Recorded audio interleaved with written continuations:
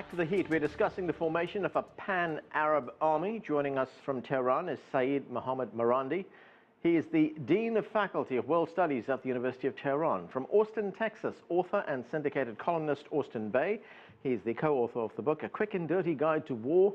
And joining us from Toronto, Kamran Bokhari. He is an advisor on Middle Eastern and South Asia affairs with the geopolitical intelligence firm Stratfor. He is also the co-author of the book, Political Islam in the Age of Democratization. Gentlemen, thanks to all of you for joining us.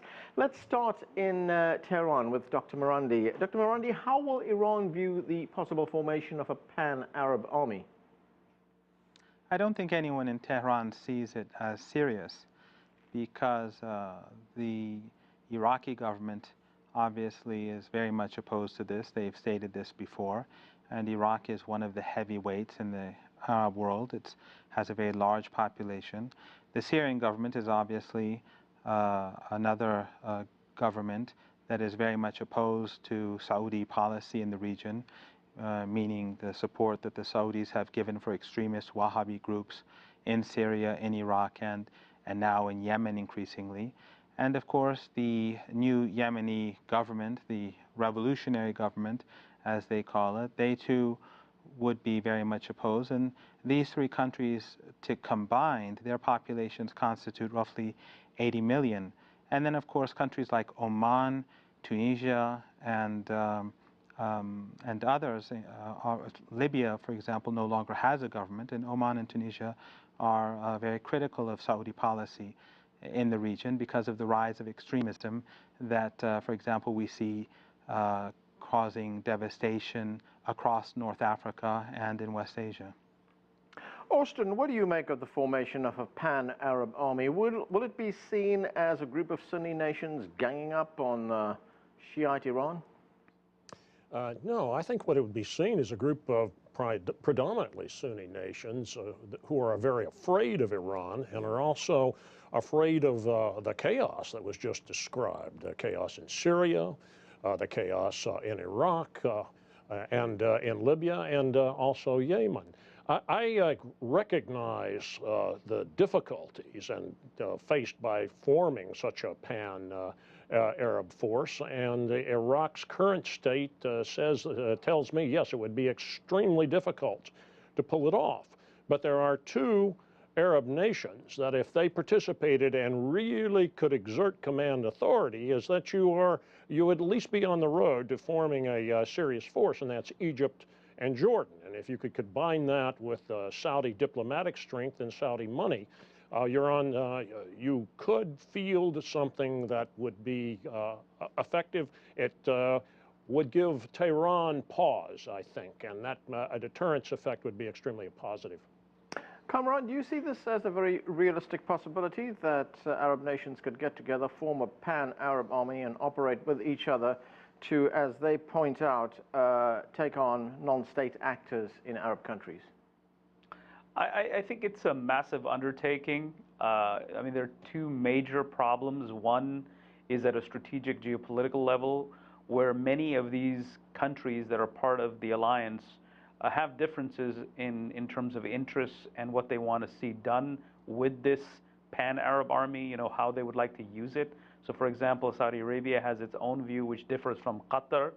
Egypt would like to, use it in conjunction with UAE in Libya. So there is that strategic difference in geopolitical interest. Then there's the tactical problem. The tactical problem is one of, having a force from multiple nations that can become, that has interoperability.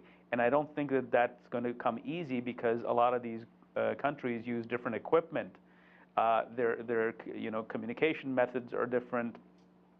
The way that they will gel or not gel with one another. I mean, these are serious logistical issues that they'll have to overcome. I mean, it is an ambitious undertaking, 40,000 troops, which is bigger than the NATO rapid response. So we just have to wait and see how they perform. Austin, what do you make of that? Because one of the models that the Arab nations are looking at is the NATO model. But NATO is very different. Its armies can work with each other. There is compatibility between their systems. NATO also has, as we discussed with Ambassador James Jeffrey a short while ago, a high level of political integration. That doesn't exist among Arab nations. Well, look, the logistical issues are enormous, and this is one of the places that you would see, I think, European and U.S. support for this force, whether it was overt or covert. I think it would be substantial, helping at logistical maintenance and levels. Look, NATO was not always the example of interoperability. I wrote an article in late 1976 about interoperability problems in NATO. It took NATO decades to achieve some of the interoperability that it has now. And look, I focused on Jordan and Egypt because they do have strong military traditions. They have well-trained officers. They field some good units. But the Jordanians have a mix of U.S., American, and old Soviet equipment. The Egyptians field a mix of U.S. and old Soviet equipment. There are some commonalities, but there are more disparities than there are commonalities. But remember, the driver here is threat and how you see the threat. Dr. Marandi, the focus of the Pan-Arab Army at this stage appears to be the Gulf states, the petroleum-rich Gulf states.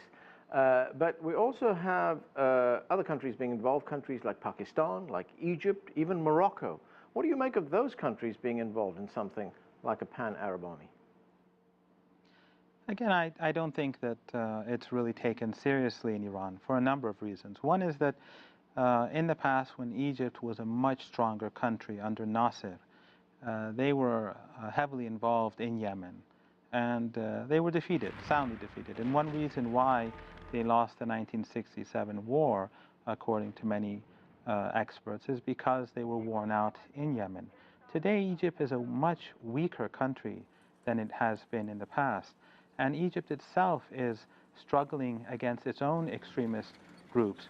These same extremist organizations that we see in Egypt and Libya, in Tripoli, as well as in Nigeria and Somalia, all of these stem from the Saudi ideology of Wahhabism. In Yemen, in Iraq, ISIL has basically the same ideology of Saudi Arabia. So if the Egyptians fight alongside the Saudis and, for example, weaken the new Yemeni government, in reality what they're doing is they're indirectly fighting alongside Al-Qaeda, because right now the Saudis and Al-Qaeda are on the same side of the battlefield. How will that go? How will the rise of Al-Qaeda in Yemen, how will that influence the situation ultimately in Egypt?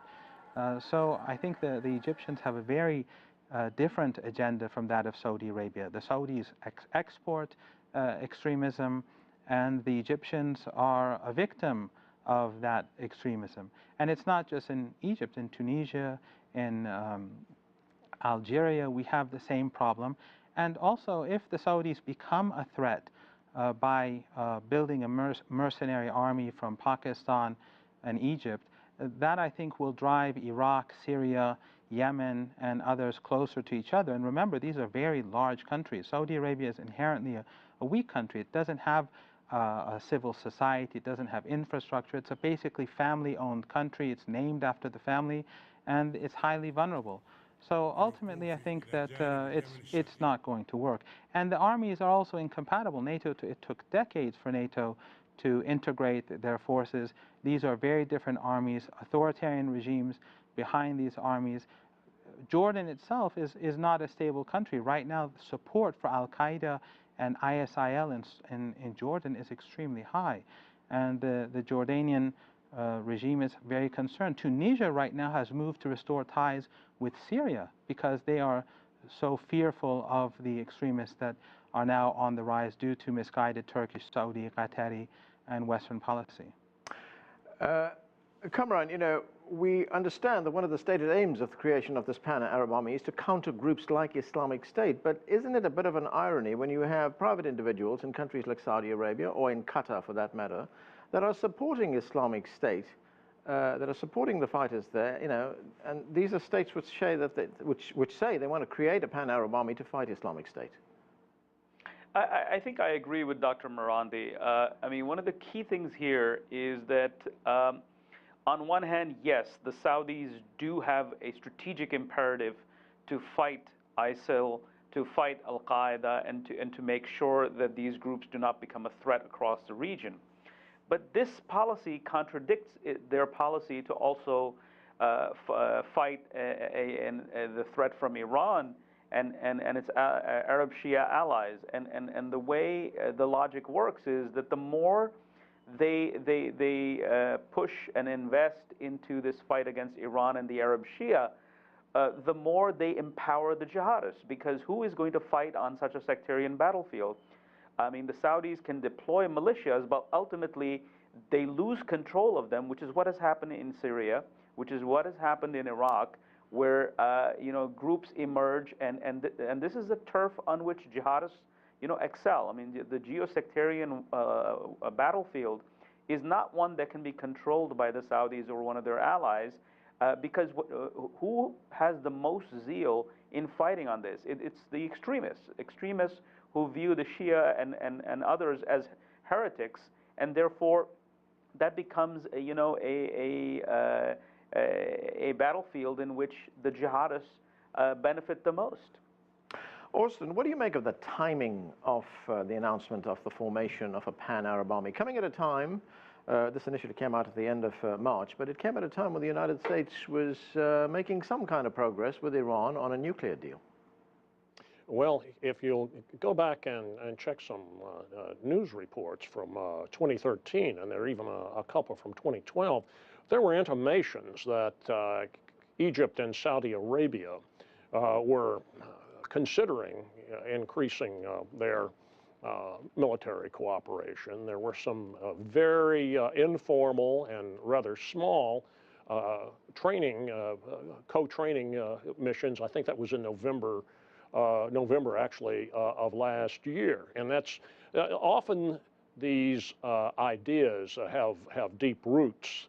And so the appearance of instant activation is a little bit misleading. But this goes back to a point that I had began to make earlier about desperation and fear. And out of the chaos that the other two panel members have very accurately and ably described is breeding a reaction of choosing sides and also increasing determination. It's not just the religious zealot, but fighting for either national identity or your own tribal identity or your own economic interests or your own regional interests. These passions and emotions can also forge or undergird an alliance. And the statement that we're going to explore or we will form a pan-Arab army can express that. It also has a diplomatic impact.